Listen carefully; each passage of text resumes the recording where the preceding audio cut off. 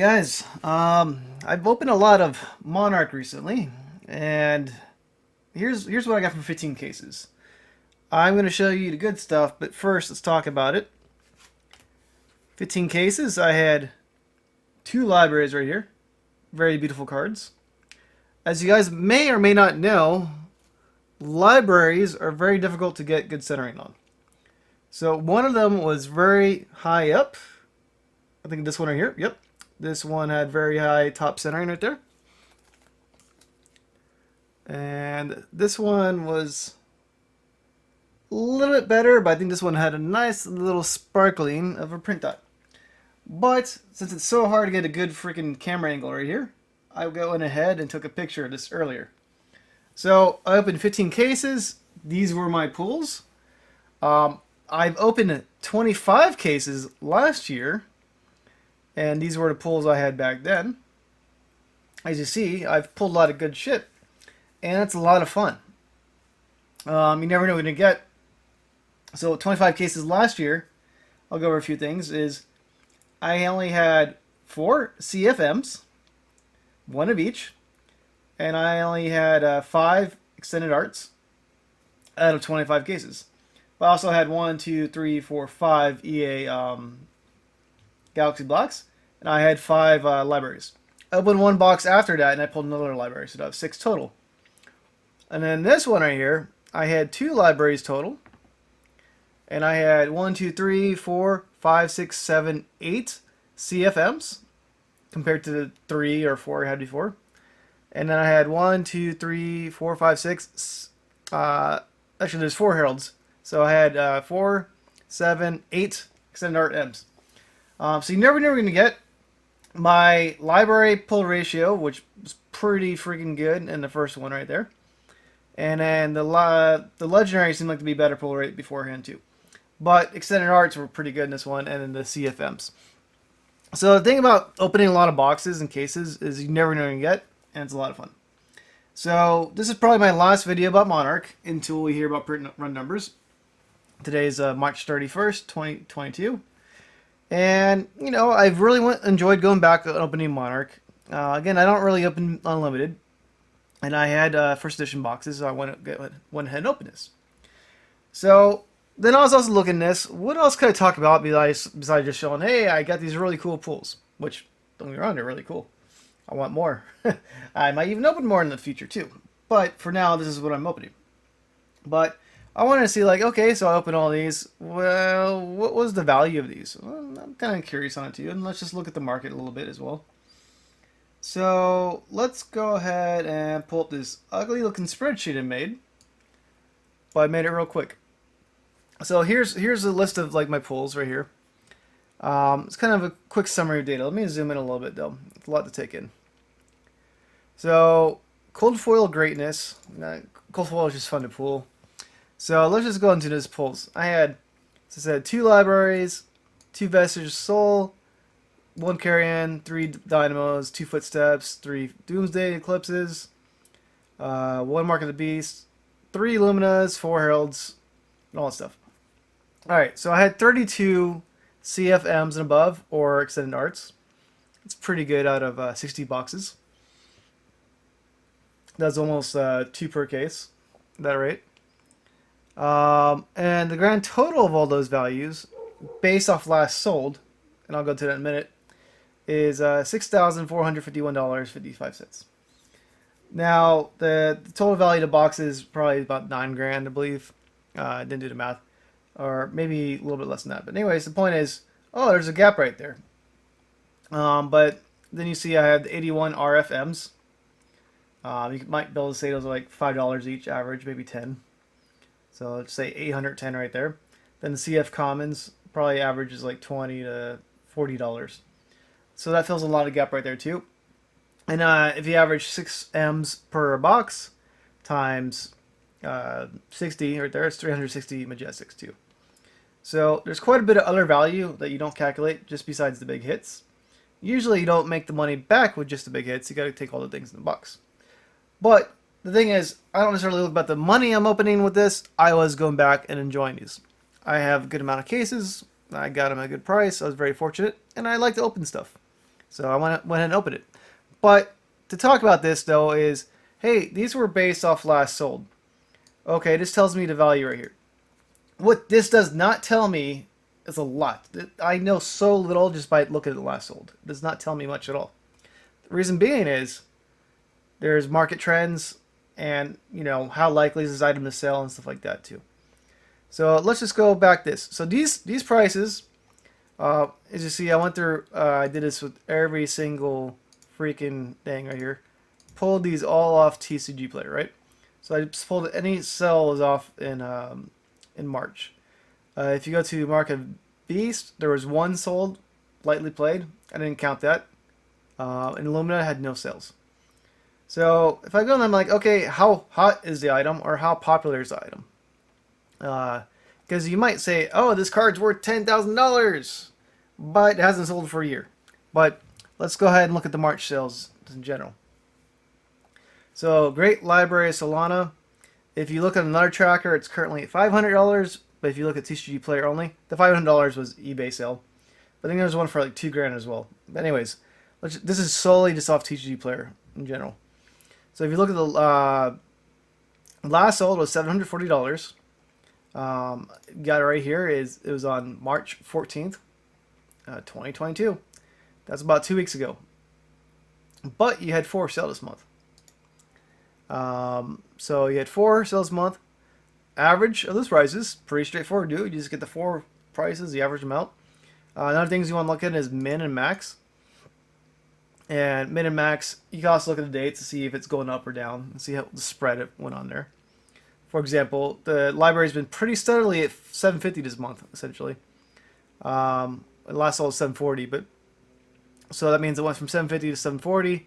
Okay, it lost $10 on over last month, which is very, very minimal. But we'll go into more factors than just this. So this is how you determine, like, okay, I have a card. How much is it worth? What's available for sale? What was the price averaging?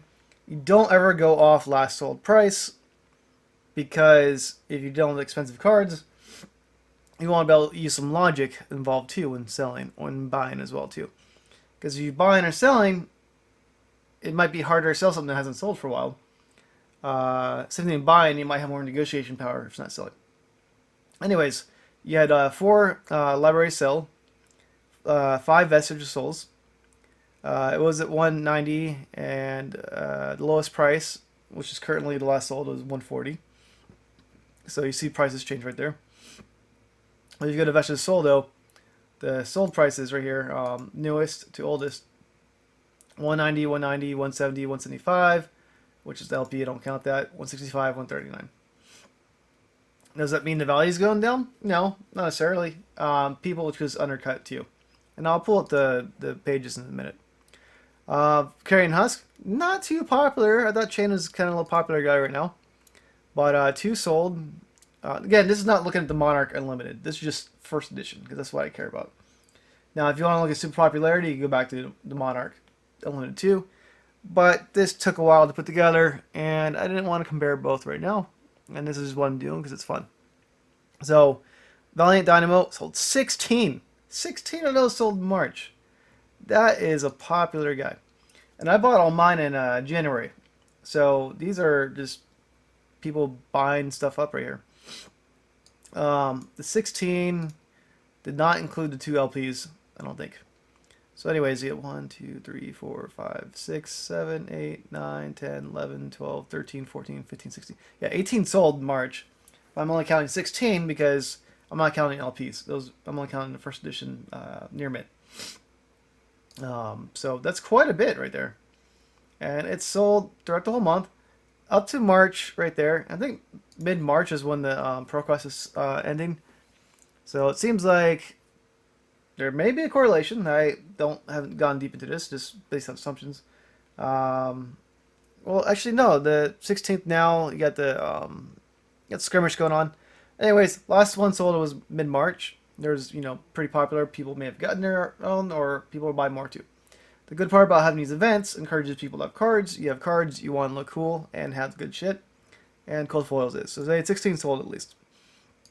You had 9 Phantasmal Footsteps. And even though Prism's pretty popular right now, her cold foil has been pretty expensive.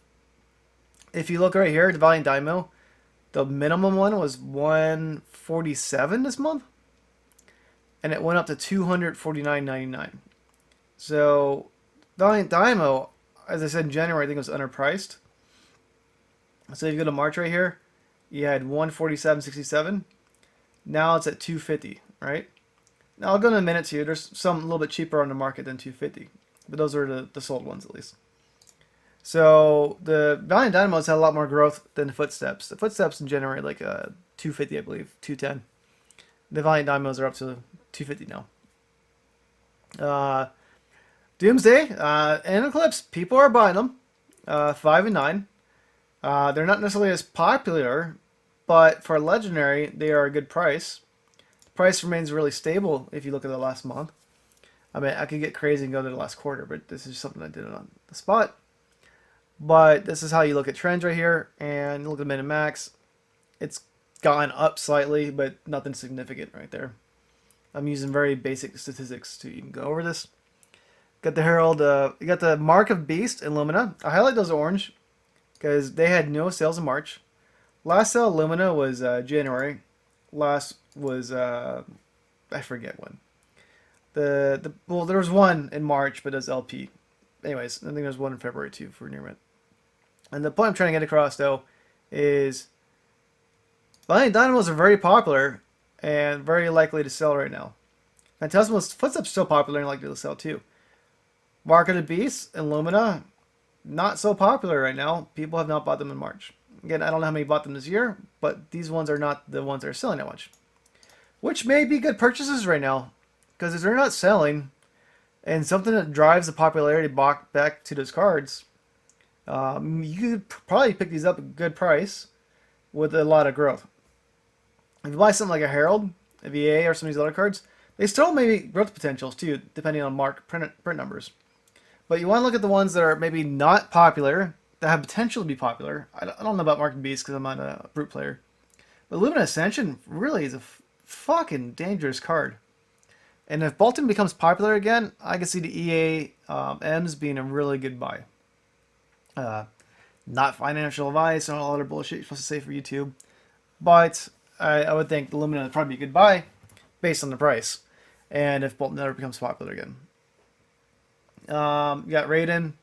You had 5 of those sold. Dread Sights, 9. Luminars, 6. So, that's just a high-level breakdown of it. Let's go ahead and let's look at what's available on the market. Right here. So, not only you want to see how much is sold, you want to see, the prices, how they changed over time. You don't ever want to look just at last sold. That's not the information you want. It is a valid data point, but you want to look at the monthly average. You might look at a quarterly average. You might do like the change over time. There's quite a few stats you do. This is a real basic sheet. I said it was about an hour. It took a while because I had to go through each of the different cards I was looking at, but pretty easy to make. And I can make this much better over time. And this is not the point of the channel right here. I just was thinking about this when I was going over my cards I pulled. But you also want to look at, okay, what is the price, what is available, and what is the potential for going up. I don't know the potential going up right here, but let's say I got 13 libraries right here. Let's go back to the TCG player. I have 2 of them at 750 right here, right? If those 2 sell, the next cheapest one is $800. If those 3 sell, cheapest one is $850. Don't get me wrong, people cut prices. But this is an example too. When looking at the market and determining if you want to sell your card, keep it, what are you trying to do? Because if you're going off last sold and current market listings, you might want to consider is, I might be able to get $800 if I wait a few weeks, a month. Could go back down. But right now we're waiting for print run numbers. So we have that. Vested Soul. It sold 5 in March. Just for the first edition. And if you go in here, you have the listings right here, and there's a good amount right here, right? So 140, 140, 160. So it's not that expensive of a card right here. I know it's gone down quite a bit, and if you want to get some buys, you could get them in. I don't know if it's gonna be popular in the future, but just by looking at it, is the price is pretty stable if you have a lot of cards for sale. Might mean people undercut it even more, which might mean the price could go down or up. You don't know. But that's when you're trying to look at it like, okay, well, I had 5 sale in March. Monthly average is 170. Cheapest is 140. Max is 190. But the price is trending down for that specific card right now. So it's either incorrectly being dumped right now for whatever reason. Could be a good buy, or maybe no one wants it. I don't play Prism, so I don't know how popular it is in her deck right now. So I can't give any insights on that. Carrying Husk sold 2. Price seems pretty stable right there. Then just jump right over to Carrying Husk right here. Got 21 listings available in there. And it seems like there's a good amount of cards. There's one for 217 right now. That's a pretty good price. If you want a good price, Carrying Husk 217 is a good price right there. Pick that up.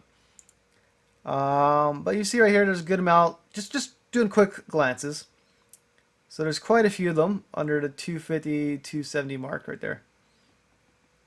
And the prices just go incrementally up slowly. So the price seems pretty stable for a while. Then it jumps to 300 eventually. 400, whatever. So this card, whatever, it's going to need some sort of catalyst to drive back up. Trend, it's going slightly back up. But, that's not the one we're going to look at too much. Let's look at Valiant Dynamite though. This card is super popular. It was cheaper than 160 right there, but look, 65, the trend's going up. So you get this nice little tool right here, price is going up. It's still not accurate data. I don't know what's going on with that graph. The graph seems very out of date. But you have 13 listings, 14 listings available online. And you look at it, you get the LP right here. Don't really count that, 220 right there.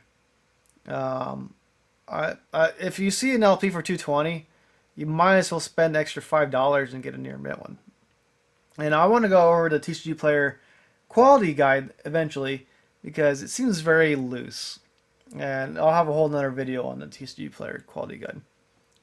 I think they need to have new tier called Pristine, not just near mint, because near mint is pretty vague if you go into that. But you got 1, 2, 3, 4, 5, 6, 7 cards before we get back to 250 again. So 250 is last sold. Then you had a bunch of people put some cards online, which happens all the time. So last sold could be correct or incorrect, because last sold could be lower than market, or last sold could be higher than what was last sold in market. So that's why you can't ever use last sold. You got to look at last sold and what's available on there too. Phantasmal Footsteps, you got I think it was 14 on there. It says 10 right there, but this one has 3, so you have 12 listings eventually. Again, there's a good 1, 2, 3, 4, 5, 6, 7, 8, 9. Oh yeah, there's right there. So you have 9 under 350-ish. Then it goes back up. So sometimes there's buyouts, and the card will just jump up quite a bit in price. You never know. So that's why I'm talking about it's important to know the market. I'll go over one card left, because there's quite a few to go in here. Let's go over our Herald. There is one card listed on TCG Player. Last sold prices, 234, 233. Let's just pull this up. Last sold, you had 1, 2, 3, 4, 5, 6 sell in March. But there's only one available on TCG Player. So it seems like a decently popular card.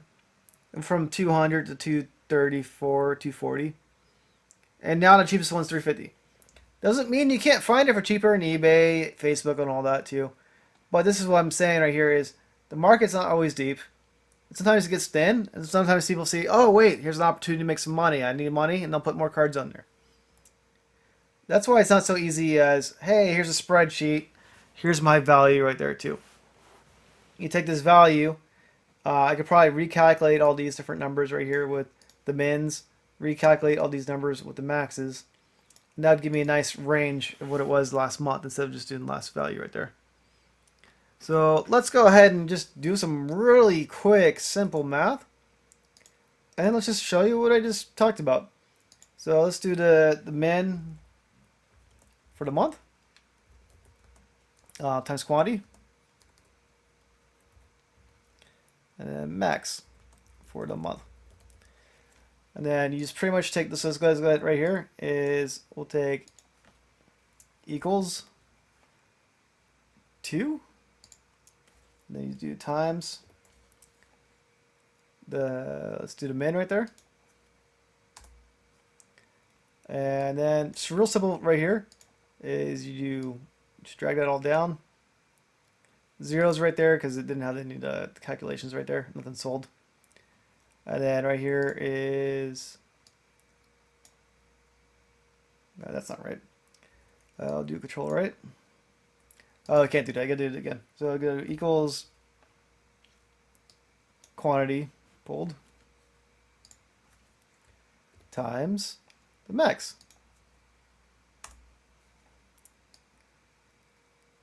Control D. So if I'm doing the same totals again, equals. And again, Excel's freaking awesome once you learn it. Computers are a little slow. So if I look at my numbers right there, you got 6,451. If I take the monthly min, monthly max, this is not counting the numbers right there too. So just go ahead and plug those in.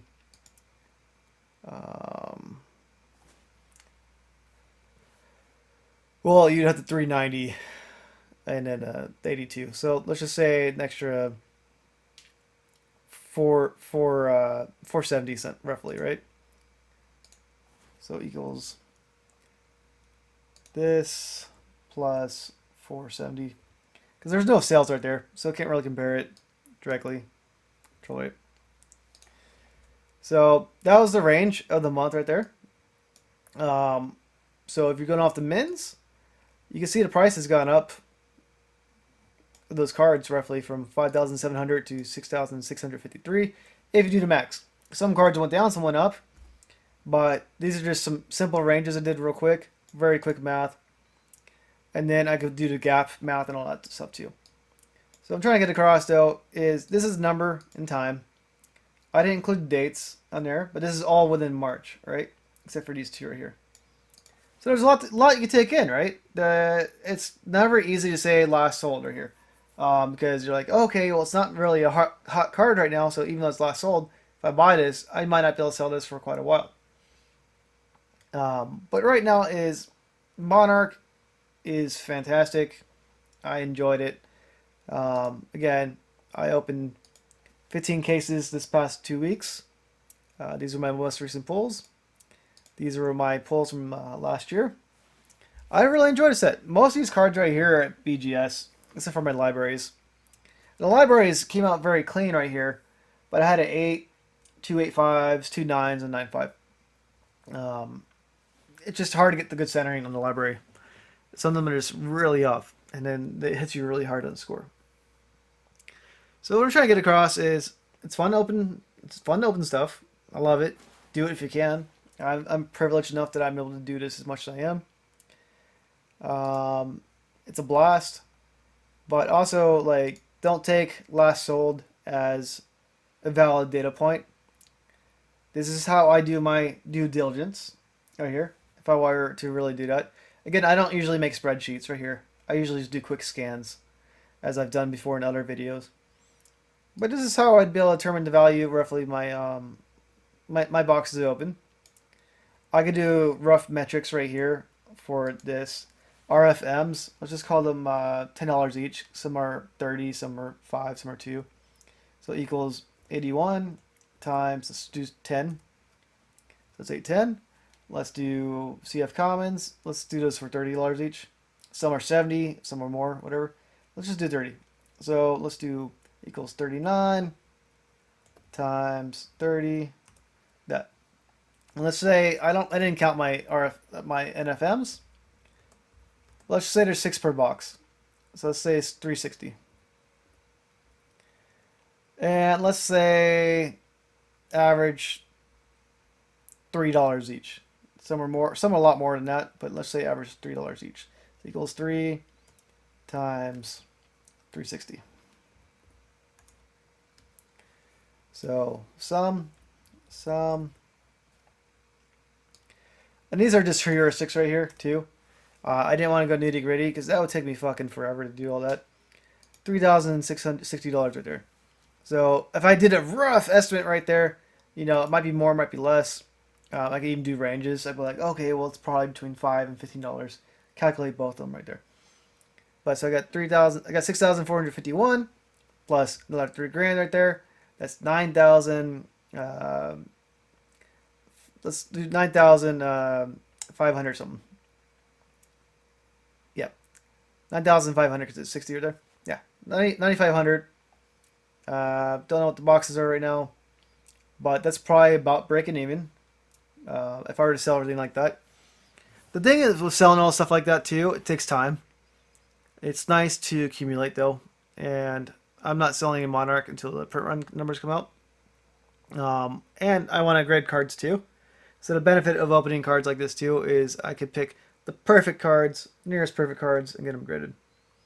I set a bunch to BGS last year in a rush, so some of my scores are gonna be kind of low because I was trying to make the deadline before they cut off economy.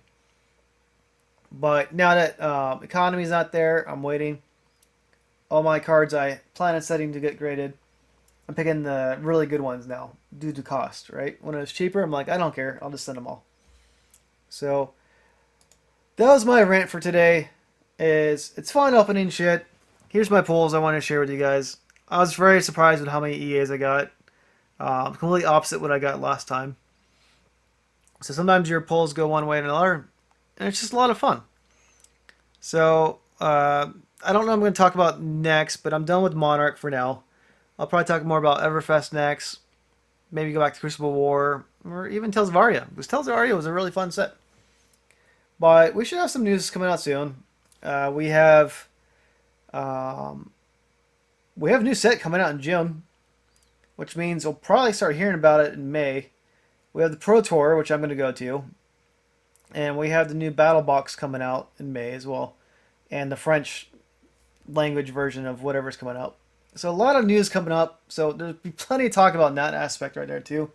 But I do like to go back to old sets because it's easy to forget about things, easy to miss opportunities. If I were to pick one opportunity right now, I would probably say Limited Ascension would be the best EA to buy. I still say Valiant Dynamos are a good buy. I think those have a lot of value to grow still, especially since Warrior is very popular and it's rarely easy to get those counters now on the Valiant Dynamo. And blocking is very, very important with equipment because sometimes you can't block from your hand with Dominate and all that. So anything you can to help you get the extra edge, I think Valiant Dynamo is a really good buy. And Phantasmal Footsteps, I think that has a lot of growth potential, especially if you get another Illusionist. So, alright guys, thanks for listening to me ramble as always, and have a good night.